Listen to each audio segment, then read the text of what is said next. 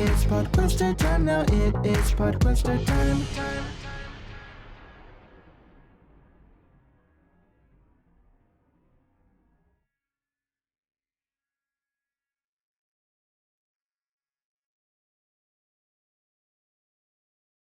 Rachel, thank you so much for being with us here today. We really appreciate your time. Thanks for having me. I'm super excited. We were big fans. We were devastated when you went out. I don't know if you saw the Podquester, but I got the veil out. Oh, yes. For me, it was a veil. Too. Gosh, I know it's sad that it's over, but I had such a good time. So I'm excited. Yeah, it'd be like everyone being. I feel like it was like everyone would be like, yeah, this player, like they're fun, and then Rachel would give us the real tea. Rachel, I wait for those Rachel confessions. Yeah, about that. Hey, it is what it is. I said it and I meant it, and it was all in good fun. Yeah, I mean, a lot of the confessionals have been very, very cutting this season. Not just yours. Jacob Jones last night was a lot, right? He really, really was. He turned it up a notch. He's here. Yeah. So, I mean, y'all spend a lot of time in sequester, being sequestered, right? Like you have like 14 to 15 hours where you don't see anybody but your handler. Does that have any effect on when you finally sit down and have that confessional? Absolutely. I mean, also for me, like my naivete, like I didn't even realize that was going to be such a huge component of the game. So it was definitely something I had to adapt to and figure out. And I think by design and just the fact of the isolation and that you're in your thoughts and that you're by yourself, it fundamentally changes everything. It changes your thought process, could even come to your confidence and have you second guess things. But yeah, I think that's why there's a lot of craziness when the round officially starts. Yeah, people go off like a shot. Yeah. What was your thought process of because of all that, you only have, minutes or whatever time? What was there like a balance of playing the twist but also taking that time to just connect with people, because this is the only times you have to really talk to them?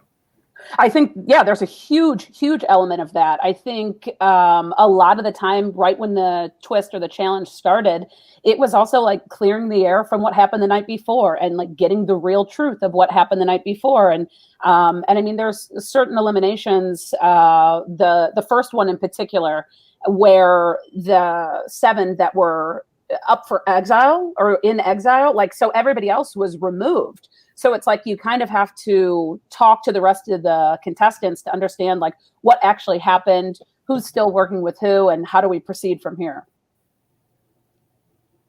Yeah, I think that do you have to rely, I feel on your gut a lot because of this situation?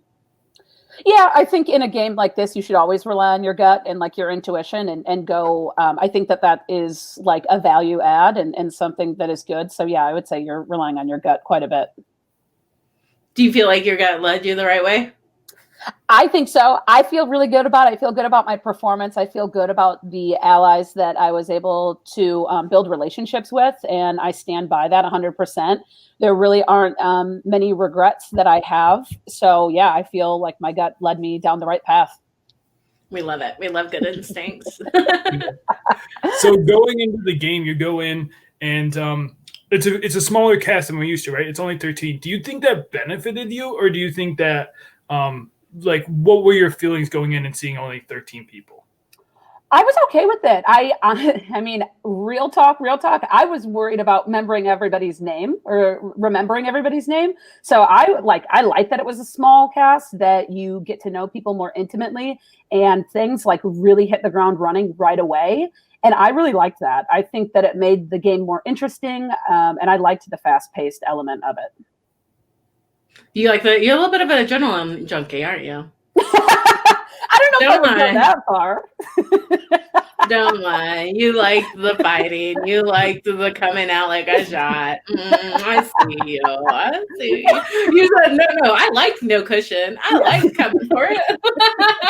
Yeah, exactly. I mean, like, why delay the inevitable, really? Okay, then. Did it help knowing that no matter what, you were in jury, though? Was that like a reassurance? Yeah, I think that was nice. I think it's also nice just because it is like a big investment. And it for me, it was like something super outside my comfort zone and something different. So having that full experience and getting all of that is something I really valued. And I had a really good time. So I do think that changes the way you play, but I also think it's a really good thing. Yeah, that's pretty cool. I didn't even think about how nice that is because it's an investment. So we talked about the beginning of the game a little bit, but to go back there has been a lot of talk, especially in the first like 2 episodes, of people coming in with connections. You were not a person who came in with a lot of connections. Your fellow castmate from your mini did not recognize you. Yep. Okay, that's true. I don't know what was going on with Jay West there, but that was amazing and hilarious. Okay. And we tried. Like, honestly, I could see that being me too, though. I could see myself doing that. Like, I told him. I literally said, like, we played in a mini together, and he was so confused, and people were all over the place. And I took his silence as, okay, like, he doesn't want to play with me. I'm going to move on. I'm not going to push this. I don't want an enemy. So I just kind of left it. But in retrospect, like, yeah, that was a big mistake. But do you feel like those connections hurt you, or how do you think that you overcame that issue? Because you formed really strong connections. Yeah, I think for me, I don't know how other people felt. I do think it was an advantage for me not having connections for the players that did, because I'm a number for them right away. And like, I'm exposed, I need people. So they should want to work with me because I don't have any sort of history with anybody else.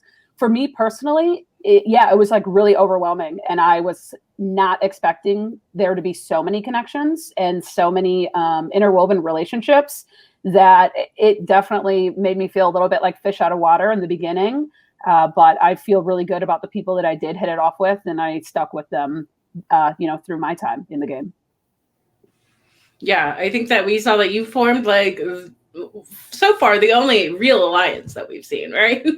Like, exactly. Let's just leave it at that. That's the period right there. Did y'all name your alliance, by the way? We never got anything like that. I don't know if we ever did name it on camera, but we do call ourselves the Seasoned 4. That's what we call ourselves. Oh, that's cute. Wait, did you say the Seasoned? Yes. 4? Yes. Yes. Side note, did you see this discourse on Twitter recently about the word seasoned? Where like this white editor for, like, she's a book and culture editor at Slate, was like, people who use the word seasoned don't know how to cook. Discord about like black slang, and they were like, the people who use the word seasoned don't actually know how to cook. And you'd be like, when folks are like, why don't people why don't they use seasoning and stuff? And she was like, they don't actually. And I was like, okay, so not top chef white people can say this is under seasoned, and that's cool. But when Black Twitter says seasoning, suddenly folks don't know shit about shit. So anyway. That led me down that discourse by calling yourself the Seasoned 4. That's cute as hell. I love it. Oh, God. Was there another relationship that you valued that wasn't outside of that alliance? Was there another relationship in the game that you were like, this is someone that I locked in, like I know they have me? Yeah, I would say Marcelo would be another one. Yeah, he was a good ally, easy to work with, and at the time, I don't think that I understood how deep his bond was with Jacob. So I felt really close with him. Is there anything in these confessionals or seeing these relationships kind of more laid out on the episodes that are surprising to you? Yeah, absolutely. I think the Jacob and Marcelo one was pretty surprising to me. I knew that they were in a mini together. I knew that they were friends, but the way that Jacob had talked about him, it reflects the way that he talks about him in his confessionals, where just that Jacob thought he could beat him, which makes him a good ally. I was pretty surprised to see Muna and Jacob and the way that they're talking about one another in confessionals. So those are probably the two most surprising to me. What was your knowledge of other relationships? So you say you knew that they played together. What were the other, like, going in, you see the cast, where was your thought process going? I knew Jay West. And besides that, I had heard of Jacob. I didn't know much about his history, and that was pretty much it. So then learning, like I learned a little bit about Katie and Spencer and their relationship early on. I learned a lot about Brent and Katie's history early on, Marcelo and Jacob. It was just a lot, and sort of my strategy was to kind of ignore that and start from scratch. And, I don't really know. I didn't realize how relevant those relationships were going to be. But at the end of the day, I don't think that they really should have been. Like, the people that are building allies and not really worried about those mini connections that they had, I think is the best move for the game and for everybody. I think that we're seeing them definitely at this point being like lost or discarded, right? Those relationships, or turning on one another, as in the case of Jacob on Muna. But yeah, those relationships, I know they were a big talk in the first 2 episodes, and they did not seem to hold up as well as in-game relationships.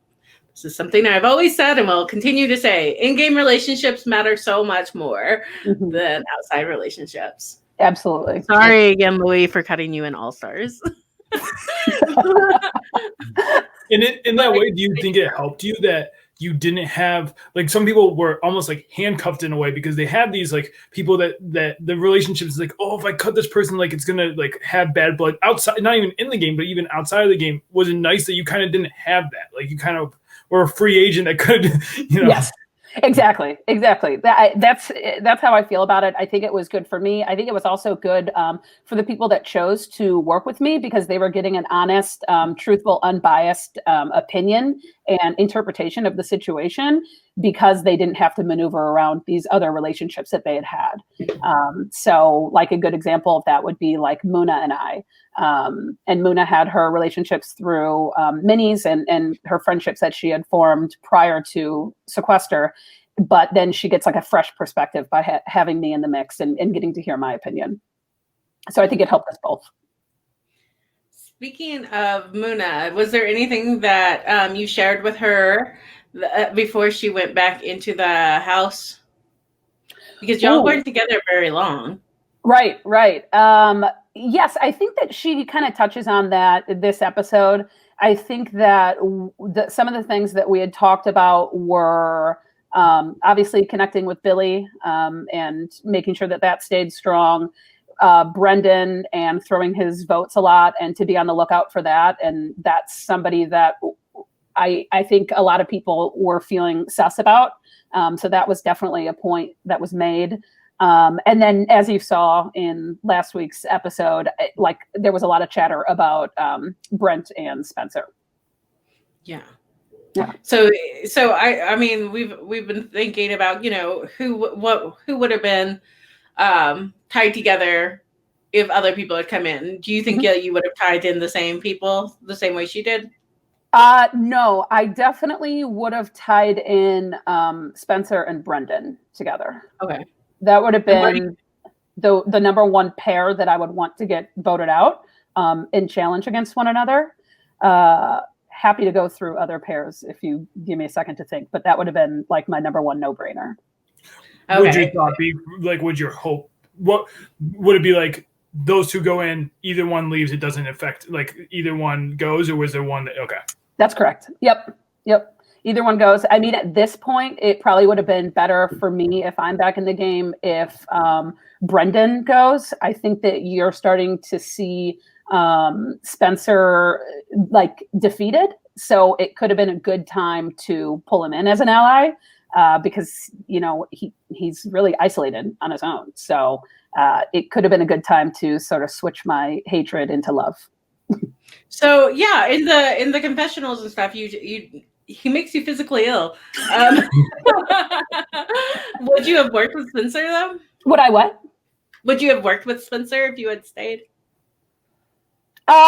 Yeah, if I needed the numbers, I absolutely think that I would have. I think it would be silly not to, because truly, like, he is on his own, and I'll take any vote I can get if I'm in the game. A true marriage of necessity. Yeah. Yeah. If you did win that, if you would have won the comp, got back in, what was your what was your thought process going back in? Like, what were your first like I gotta do this and this? Like, yeah, Brendan, it probably would have been exposing a lot of Brendan. I think a lot of people knew that he was throwing his votes, but it was something that sort of just bothered me. And I think that there was a time in the game where I felt close with Brendan, but he wasn't a reliable ally in the sense of he would tell me he was voting with me or say we were like aligned on who the target is, but then the numbers would never add up when we would figure out who would be eliminated. And that was particularly frustrating. So why do you think that? So we've seen Billy exposed for the same thing. Mm-hmm. Were you also distressed by her throwing her votes, or how did you feel about that? No, not at all. I think that there's two different schools of thought going on there. So I think Billy is or has in the past thrown votes to build trust and loyalty with other people. And I think the way that Brendan is doing it, he's losing trust with people because I'm counting on his vote. I'm counting on him as an ally. And then he doesn't execute on it. Billy has been very forthcoming. Even when we were working together, even when, for instance, like if the target was Spencer, she would tell me point blank to my face, like, I cannot vote for him. Here's what I'm going to do. And like, so I knew where her head was at the whole time. And not only that, like, she's building trust with me by telling me that. She's also like going to Spencer or going to the person that she's like throwing a vote on and telling them to their face. So like, she's really doing a good job of like building trust with a lot of different people, even though some people may not like that she's throwing her vote. Right. So it's not about the thrown vote. It's about how they navigate the relationships via the thrown vote. That's correct. Yeah. Okay. I see what you're saying. The difference there. Speaking of Billy, though, we did get to see you be a detective a little bit. How was that experience? And also, like, did you think Billy was the killer? No, I didn't. I did not at all. She literally owned everybody that challenge. I had no idea. So kudos to her. She did a really great job of like avoiding a lot of her like strongest allies. And I felt so secure and so close with her that I didn't even question that. Like I said, she just like played the round really, really well. She was so evil. It was amazing. Those laughs in her confessional just got me going. Oh my gosh. Did you text her afterwards? Were you I was dying. I felt you had it hard being the detective. It's like everyone's looking at you. You had everyone on your back, and you're like, "All right, we're gonna do this." Yes. Yeah. And then to make matters worse, there's like Brent yelling at me, telling me how stupid I am and idiotic at all times, and just chirp, chirp, chirp. But yeah, it was definitely a difficult challenge. But the way it came out in the episode, I'm really pleased with. It was definitely one of the funnier ones to watch. Yes. Between Brent being like, "What's going on?" And Billy like, exactly. Like, I don't know. Maybe it's Josh. Man. It was amazing. I was convinced it was Josh. I mean, Josh has got shady eyes, right? Because he's shady. He's a shady player. He's really good. Okay. So you only played in one mini before you came into the game. Did you feel like you were prepared to play Sequester from that mini, or were you like, this ain't nothing like what I done did? Well, Susie, I thought I was prepared in my head, and then I got there. But yeah, no, I think that I felt confident in some of my natural skills or just who I am as a person. There's definitely some things that, sure, I should have prepped more and would do it differently if I ever came back. But yeah, I think that the mini, I had a lot of fun. It gave me a lot of confidence. I performed well. And so I think that was a really good ramp up, like leading up to season 4. So, like for a confidence factor, it made me feel good. Speaking of confidence and going in, I know that y'all walked past the elimination on your way to the double elimination, correct? And it was originally supposed to be more physical? Yes, that's correct. Do you think that influenced at all what Jacob said and what Jacob and Spencer chose for your elimination? No. Based on, I don't know. Well, I'm going to speak for myself. I don't know if I noticed it or looked at it. Like, that was a really crazy round. I was not expecting it to be a double elimination. That was really at the forefront of my mind of everything that was going on. And there was some craziness with people throwing their votes, and just it was a sticky situation for me and my allies. So really, I wasn't even really thinking about the battle at all personally. And I think that I don't know if other people noticed the battle or thought of that as well. So I'm not sure if that was in their thought process, but I definitely think there's this recurring theme that we've seen throughout the season that people the eliminated contestants want to pick somebody who is perceived as weak and would give them the best chance of getting back in the game. And I think that that's what went through Jacob's mind. I think we've seen some interesting speeches this season. We've seen Spencer's Captain America speech. We've seen I think Shireen had a little speech for Katie. We saw Jacob Jones, Who Wants to Play With Me?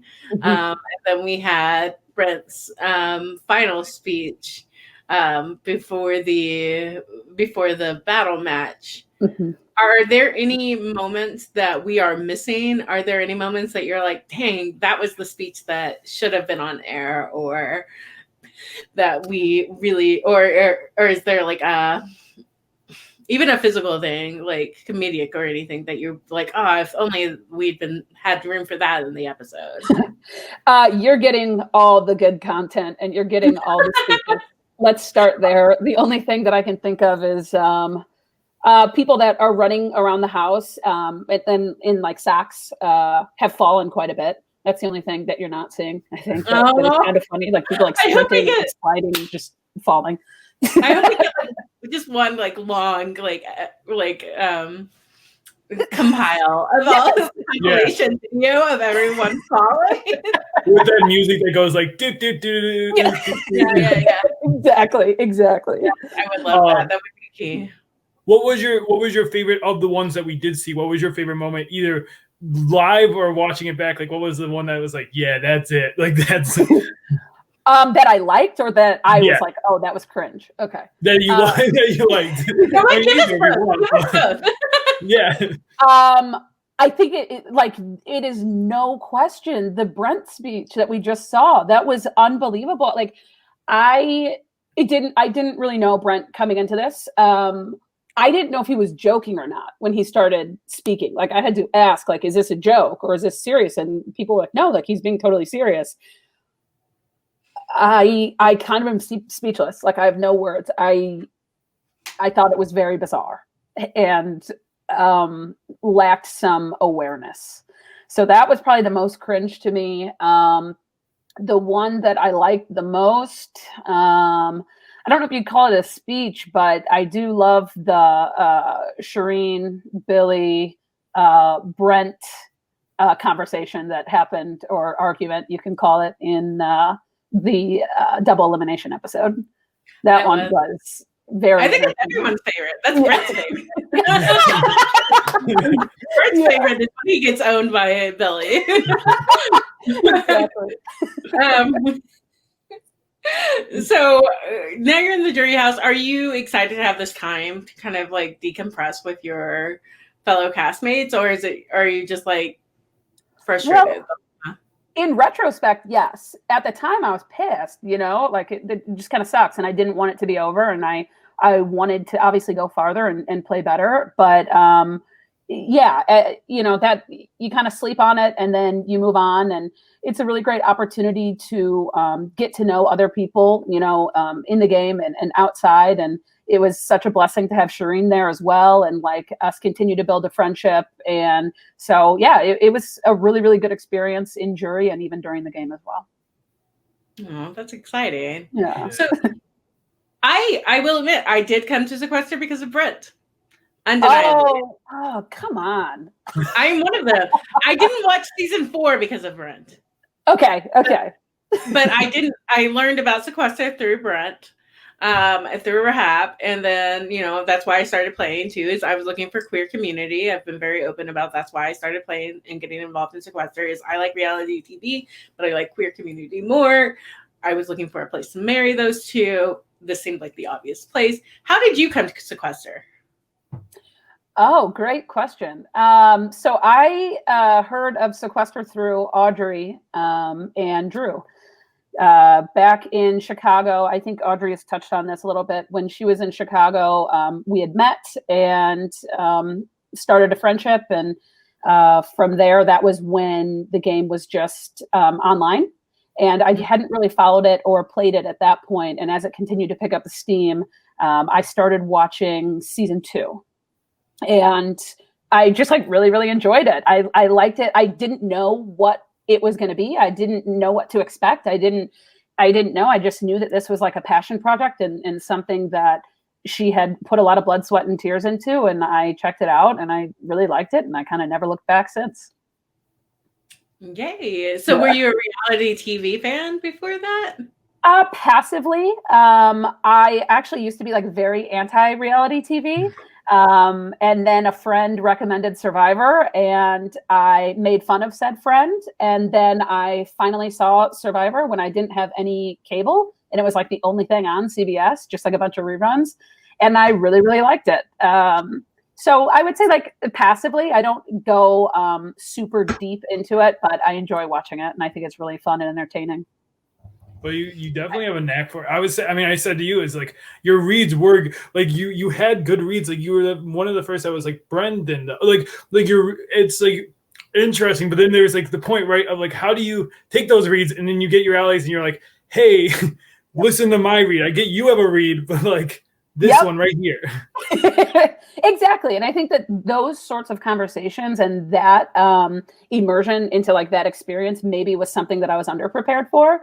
But I learned quickly and I stand by everything I did. I had a good time. So I guess one of the more prevailing questions is about your exit is why didn't you fight Jacob on the battle match? We saw a lot of people. I mean, Katie changed their mind. Natalie changed their mind. You were like, let's go. I wanted Spencer, but I'll take the boy. I was disappointed in that. Did you consider fighting and being like, hey, no, he's going to take me. You take somebody else. Or being like, Jacob, I wasn't coming for you. If I beat Spencer, then you and I can work together. Yeah. Did you consider fighting back at all? Yeah, that's actually one of my biggest regrets, I think, looking back and being like, well, shoot, I probably should have. I meant what I said. I really did want to go against Spencer. I think I wish that that's how it went, but that's not. I think there was 2 reasons why. One of which was I knew I would have to go into a battle at some point, and I wasn't really like afraid of it. I wanted to kind of get it over with and just be done and move on. And, I think it's inevitable. Like the majority of people, if not everybody, is going to go into a battle match at some point. And then secondly, I think I was, somewhat afraid of retaliation had I thrown certain individuals under the bus. And that was my biggest mistake. And I was afraid of what that retaliation would look like. And I wasn't ready to confront it or be prepared for it. Mm. Now, Jacob has apologized for taking you into the battle match, saying that he hadn't really looked at the overall pattern that was going on. Do you think that if you had a chance to like do it over again, you would point that pattern out to him, maybe? Yeah, absolutely. Because I really think that the person he should have pulled, based on the speech he gave, based on him literally saying out loud negative things about Brendan, like I think it should have been Brendan. That's who I think he should have pulled, and that's who I think I should have thrown under the bus. Yeah. So it's unfortunate, but I'll let him. Yeah. You still got the great moment of being like, "I'll take you." It's still you got the. It's very me, so it's like it's fine, It was very iconic. It was the only one we haven't seen fight back, and everyone's like, "He said what she said." So then you get back in, and just a few hours later, you have to do this battle match. Did you have the adrenaline pumping, or were you kind of defeated going into it? How did you feel going into the battle match?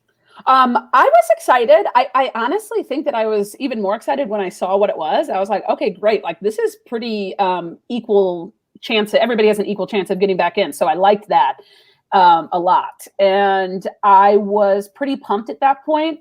I definitely, there was elements of being defeated and like disappointed in yourself and mad at yourself. And that definitely affects you. And I think that, Muna and Katie and Jay West had a few more days and hours and time to like get over that.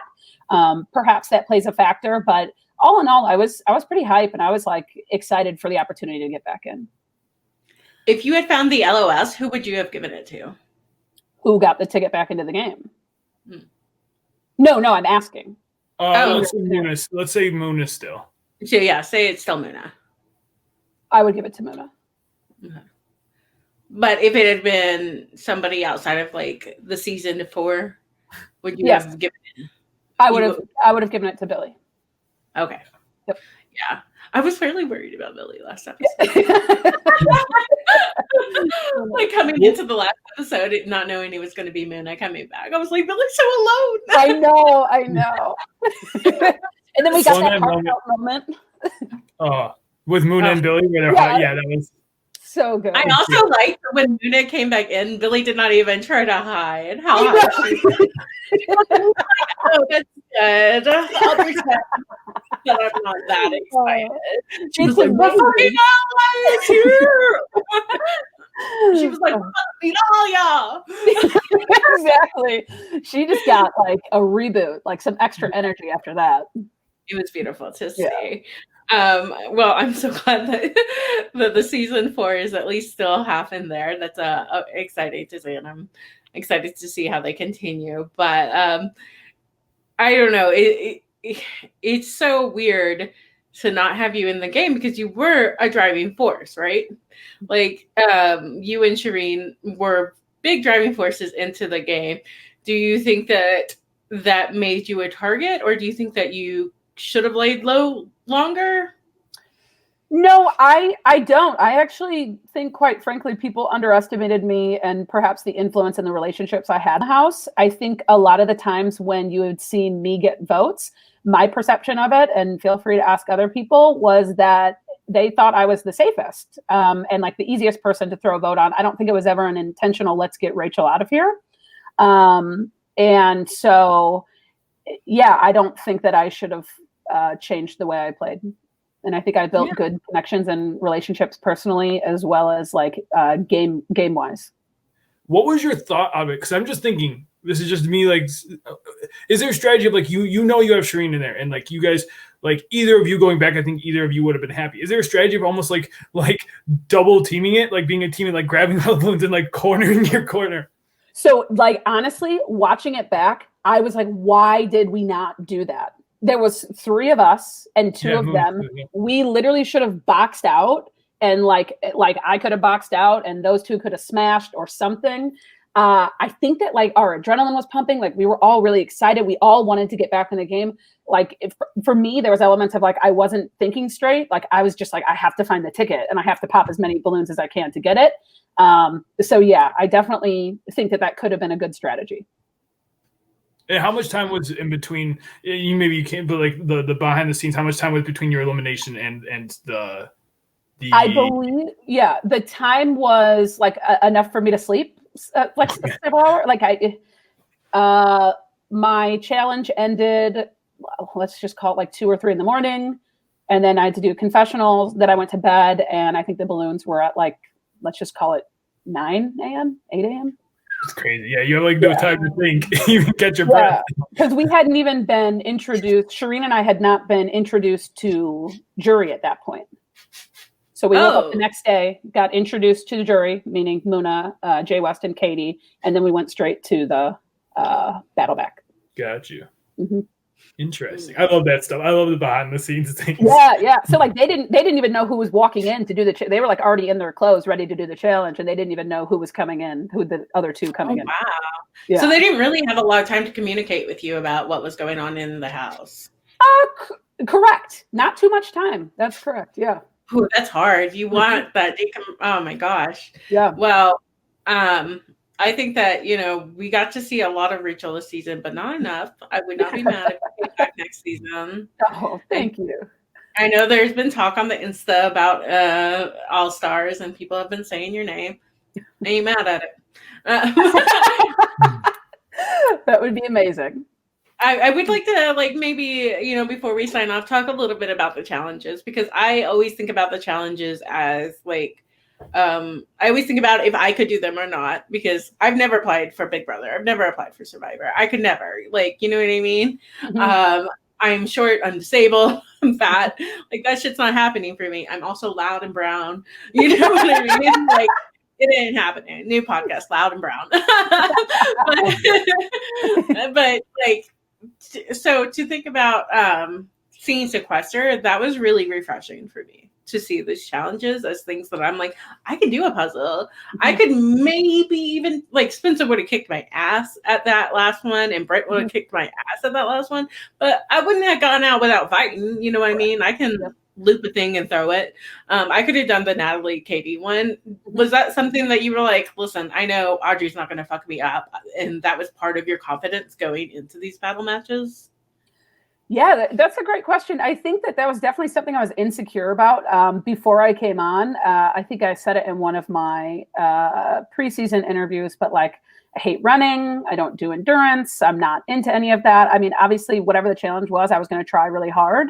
But the intentionality that Audrey has behind the challenges and making them gender neutral and making them a fighting chance for any type of person is something I really admire and value. And I think that she absolutely executed that flawlessly this season. And I think even just walking up or seeing the challenge and getting the instructions, before they started, I don't know, it's just I don't know if I would call it confidence, but more like a sigh of relief, just she gets it. She wants to include as many different types of people that she can and get them to play this game and get them to have a fun time and equal chances of success. And I think that that's amazing and something that perhaps is undervalued about the game and about this season. Well, I will say, like I said, I've watched it all of reality TV. The first thing I clocked in that first episode was we only got a moment of y'all, during Muna's compilation about how many people wanted to form an alliance with her. But I saw y'all together, and Louis was like, "Yeah, she's forming alliances. I think Shireen and Rachel." And I was like, "No, that was a Women of Color alliance. I saw it. I saw what was happening there. You know what I mean?" And it was exciting. It was exciting to watch y'all dominate. It was exciting to watch y'all push for votes. It was disappointing to see the way that y'all went out and how that all unfolded. But I think just y'all being on there and telling your stories and showing that you can play this game and that you can do what you need to do when you're given the chances. It's really exciting. So I know you had to put yourself out there. I know that, when we put ourselves out there, we open ourselves up to a lot of trolls. I mean, I know I get burner accounts every day that are like, Suzi sucks, Suzi's the worst. Like, all the YouTubes will say something like, Suzi is the worst part of Podquester. People have asked for me to be fired, and I'm not even playing the freaking game. I have no effect on this game whatsoever. So I know that, like, as a woman of color, putting yourself out there, we open ourselves up to, you know, bigger conversations and bigger vulnerabilities. So I just want to say thanks for doing that, because I know that, like, it's something that I think about. You know, I never know. Like, I go back and forth about whether I would apply for Sequester, and certainly the reactions that we see towards women of color are part of those conversations. Like, the support we get, and so to see someone make those steps and, you know, make those alliances is really encouraging and exciting. You know, it's not something we're going to see on Big Brother. It's not something we're going to see on Survivor. It's not something we're going to see on The Bachelorette. I don't know why I brought that one up. I was trying to think of Suzi's coming for The Bachelorette. Why are there more alliances than Bachelorette? Good question. We don't, like, the challenge has its diversity things, but we're not going to see, like, a woman of color, like, hurrah kind of situation like we saw on Sequester. So yeah, I just wanted to say, you know, I'm a fan of pretty much everyone playing, and I had high hopes for the game and the season, but I would be remiss not to say, hey, seeing women of color playing this game does give me encouragement, and does also, you know, make us think about larger conversations. And it's hard because you don't get to go in as an individual. You have to go in as a representative. You have to go in as a role model. You have to go in as this or that. So I want to acknowledge that it's difficult, and also acknowledge that, you know, maybe we're not all perfect at what we do or how we do it, but we're freaking doing it, and somebody should, like, recognize that. So I wanted to recognize it. You know, thank you so much. That's so sweet, and you should definitely consider playing in the future. I think it was amazing to be a part of this alliance. It was amazing to be a part of this season and the show in general. And I'm happy with the fan reaction and what people. The conversations that have stirred up, and I think it's amazing, and I think it's incredible, and I appreciate everybody who has supported us and supported me personally. So yeah, I'm excited for the rest of the season. All right. Well, anything else you want to share before we jump off for today? No, just that you should definitely play in a future season, because I think you'd be amazing, and I will support you, and I will literally bury all the trolls that try to come after you. Thank you. We'll see. I don't know. I don't think I have much of a chance. People love to come for the fake Podquester alliance, which has never been a thing. Podquester Strong is the worst alliance in the world. Everyone, no matter what game I've played in, people have been like, Podquester's an alliance, and, like, it's always Podquester who comes for me first.